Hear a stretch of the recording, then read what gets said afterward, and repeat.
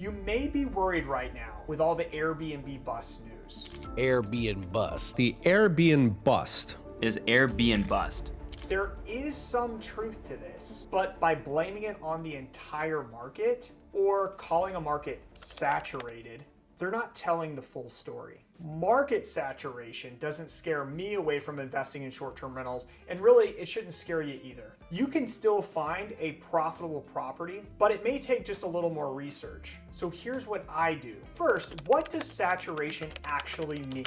Typically, when people use the phrase market saturation, they are saying they believe that there are way too many Airbnbs in a given market based on demand and current traffic. And their evidence is stuff like housing prices being way too high, dips in average revenue or occupancy, or even simply just more Airbnbs in the market compared to last year. But that just means that every rental in an entire area gets lumped into one bucket, and the saturated market label gets slapped right on the front. But what people don't understand is that saturation is never, and I mean never, on a market level, but on a property level.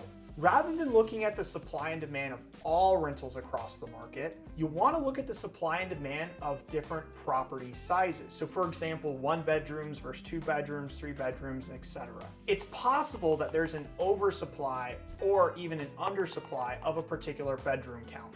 Let's look at an example of 4-bedroom rentals versus 10-bedroom rentals in a market like Orlando, Florida, near Disney World, and determine saturation. I really like to use STR Insights to help me get the data to determine if a market's saturated. So when I used STR Insights, I found that there are 2,400 4-bedroom properties in the Orlando market, and only 78 10-bedroom properties in this market. Does that mean it's better to buy a 10-bedroom than a 4-bedroom? Well, we don't know just yet because that's just supply. Now we need to determine demand for this particular market. But how do you determine demand without hacking into Airbnb's database and getting by Brian Chesky's security team?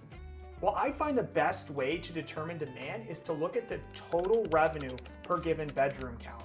I found that the total revenue for all 2,400 4-bedroom properties in October of this year was $7 million.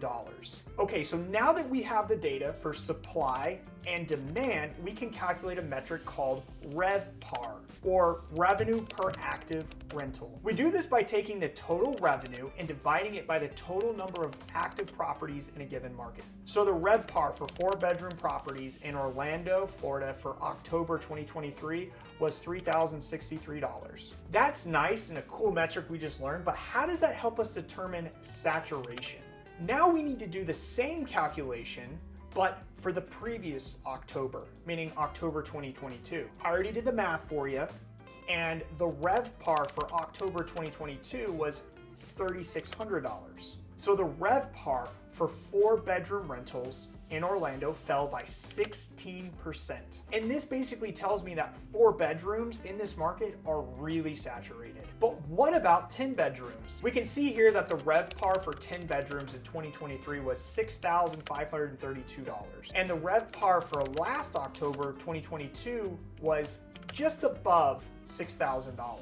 So we can see that there's a 9% growth year over year. This tells me that 10-bedroom properties in Orlando are not saturated, and there's some potential opportunity there. But what's true for Orlando may not be true for other markets, say like in Aspen, Colorado, or Austin, Texas. Saturation will vary by bedroom count, so it's really important to research your market and the market you're looking to target. And if you really wanted to own that 4-bedroom property, but the data says it's saturated, don't get discouraged. Supply and demand is always shifting in every market. Things like housing prices, regulation, natural disasters, restrictions, or even travel bans can impact RevPAR or saturation at any given time. Just because a particular bedroom count is saturated today doesn't mean it will be saturated tomorrow. But then how do you even find a market to start researching?